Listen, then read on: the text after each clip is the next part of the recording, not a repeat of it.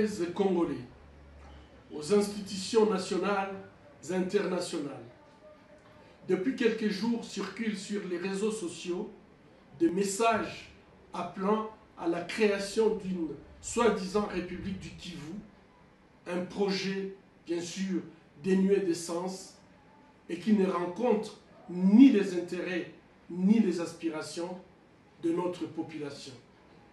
Hier, le 1er juillet 2020, les instigateurs de ces complots ont franchi une nouvelle étape en publiant une liste de membres de leur prétendu gouvernement sur laquelle mon nom a été illégalement inscrit.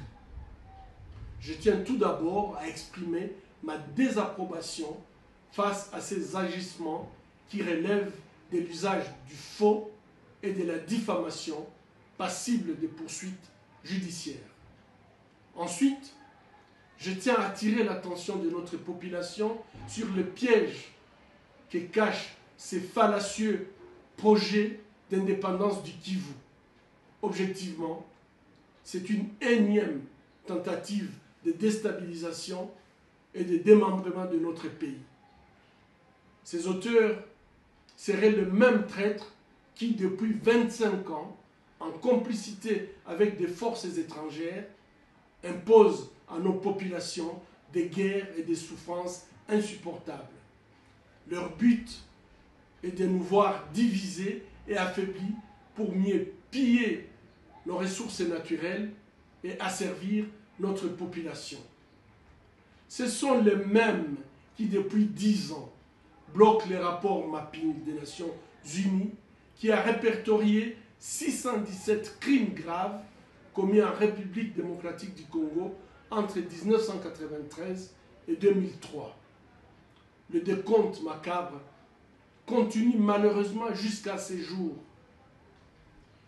Certains peuvent être considérés comme constitutifs de génocide et nous rappelons que ces crimes les plus graves sont imprescriptibles. Rappelons que des femmes ont été enterrées vivantes tout simplement puisqu'elles étaient congolaises.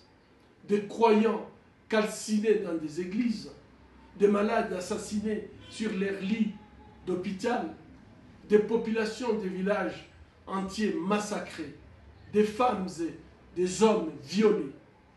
Ces crimes de guerre et crimes contre l'humanité ne peuvent être ni oubliés ni rester impunis.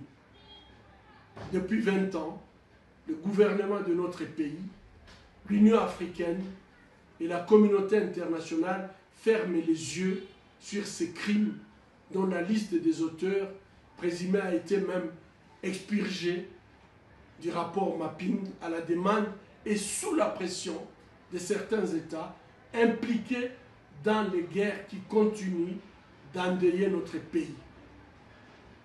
Chers compatriotes, tant que l'impunité perdurera, les criminels continueront à déstabiliser la République démocratique du Congo. J'appelle notre population à la vigilance et au patriotisme. Condamnons tous ensemble et avec énergie ces projets de sécession et de balkanisation de notre pays. Ne soyons pas naïfs. Ce qui nous tue et nous humilie depuis 25 ans ne travailleront jamais pour notre intérêt. J'appelle le gouvernement national et provincial à mener urgemment des investigations pour identifier et mettre hors état de nuire ces ennemis de notre nation. J'appelle les leaders de notre province, les forces vives de la société civile et les médias patriotiques à exprimer leur indignation et leur rejet de ces complots. Je les appelle à sensibiliser notre population afin qu'elle préserve l'intégrité de notre territoire national tel que reconquise le 30 juin 1960 et qu'elle continue à défendre la Constitution et la souveraineté de notre pays. J'appelle les États amis de la République démocratique du Congo, l'Union africaine et la communauté internationale dans son ensemble a condamné ces mouvements dont le but inavoué est de déstabiliser davantage la région du Kivu meurtrie par des guerres à répétition. J'appelle la justice congolaise et la justice internationale enfin d'œuvrer à l'établissement d'un tribunal pénal international pour le Congo et ou des chambres spécialisées mixtes pour poursuivre et condamner les auteurs des crimes commis au Congo depuis au moins 30 ans jusqu'à ces jours. Chers compatriotes, comme hier, aujourd'hui et demain, je défendrai la République démocratique du Congo dans ses frontières acquises en 1885. Je resterai attaché à l'unité nationale, au développement, à la justice et à la paix.